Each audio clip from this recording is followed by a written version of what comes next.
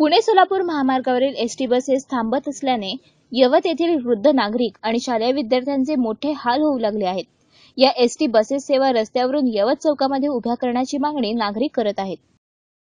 दौंड तालुक्यातील यवत हे गाव पुणे सोलापूर महामार्गाच्या दोन्ही बाजूने वसले आहे। येथील महामार्गाचे रुंदीकरणाचे काम झाल्यानंतर गावामध्ये एसटी आणि वाहन वाहतूक करण्यासाठी दोन्ही बाजूने सेवा रस्ते काढण्यात आले। परंतु आजही येथे थांबणाऱ्या एसटी बसेस या सेवा रस्त्याचा वापर न करता महामार्गावरच थांबत असतात। त्यामुळे एसटीने प्रवास करणाऱ्या वृद्ध महिला, लहान मुले आणि शालेय विद्यार्थी यांना जीव मुठीत घेऊन महामार्ग ओलांडावा लागत आहे। यातून भीषण अपघात होण्याची शक्यता नाकारता येत नाही।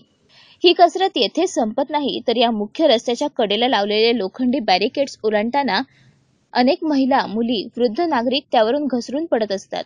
नागरिक महामार्गावर जाऊन अपघात होऊ नये यासाठी हे बॅरिकेड्स लावण्यात आले आहेत। परंतु शासनाची वाहनेच नियम मोडून एसटी मध्ये बसलेल्या प्रवाशांना सेवा रस्त्याने न नेता मुख्य महामार्गावर सोडून पुढे जात असतात। त्यामुळे अशा नियम मोडणाऱ्या एसटी बसेसवर कारवाई करण्यात यावी अशी मागणी अनेक प्रवासी करत आहेत। प्रतिनिधी Abbas Shaikh, next generation news, Daund.